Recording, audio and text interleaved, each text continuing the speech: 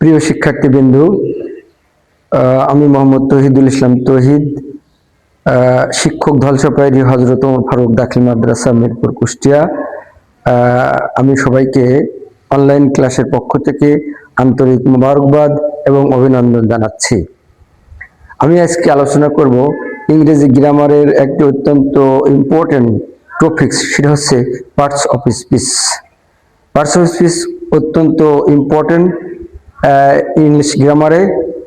এটা বিস্তারিত জানা প্রত্যেকটা স্টুডেন্ট এবং টিচারের খুবই দরকার। প্রথমে আমি বলবো পার্টস অফ স্পিচ কি বা কাকে বলে।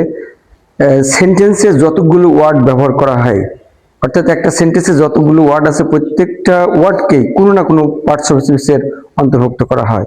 অর্থাৎ সেন্টেন্সে ব্যবহৃত প্রত্যেকটি ওয়ার্ডকেই পার্টস অফ স্পিচ বলে। ইংরেজিতে পার্টস অফ স্পিচ 8 প্রকারের: noun, pronoun, verb, adjective, adverb, preposition, conjunction and interjection. আমি আজকে আলোচনা করব এই পার্টস অফ স্পিচের প্রথমে নাউন। কোনো কিছুর নামকে নাউন বলে। নাউন সাধারণত 5 প্রকার: proper noun, common noun, collective noun, material noun এবং অ্যাবস্ট্রাক্ট নাউন। আমি আজকে আলোচনা করব প্রোনাউন নিয়ে। প্রোনাউন একটা most important topics parts of স্পিচের। পার্টস অফ স্পিচে এই প্রোনাউনটাকে 8টা শ্রেণীতে ভাগ করা হয়েছে। 8টা শ্রেণী কি কি? এই যেখানে আছে যে পার্সোনাল প্রোনাউন। পার্সোনাল প্রোনাউন আবার 3 প্রকারের ধরা হয়েছে: ফার্স্ট পার্সোনাল, সেকেন্ড পার্সোনাল এবং থার্ড পার্সোনাল। তারপরে রিফ্লেক্সিভ প্রোনাউন।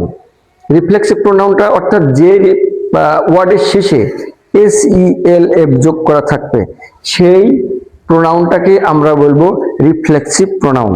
যেমন your self, them self, him self, her self, etc বা ইত্যাদি। তারপরে আছে কি 3 নম্বর আছে ইনডিফিনিট প্রোনাউন, যেটা অনির্দিষ্ট করে বোঝাবে।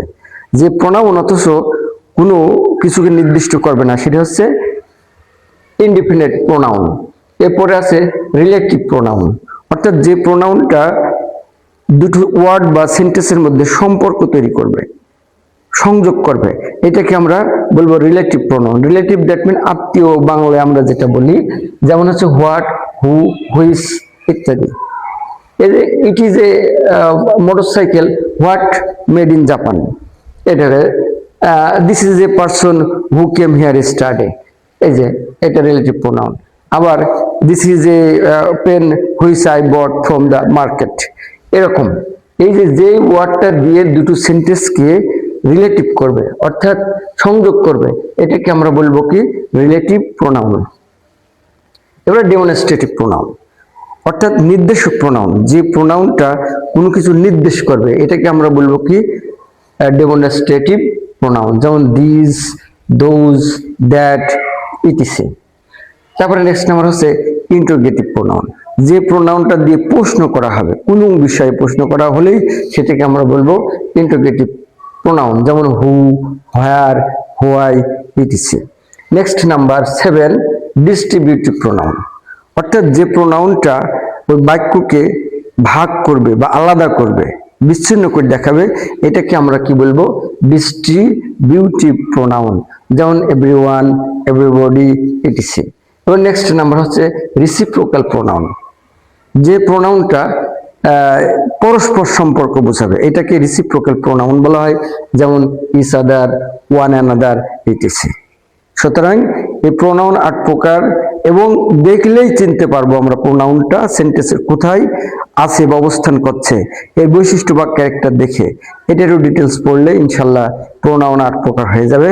এটা ভালো করে পড়ার জন্য সবাইকে আহ্বান রেখে আজকের ক্লাস এখানে শেষ করছি। সবাইকে ধন্যবাদ। আল্লাহ হাফেজ।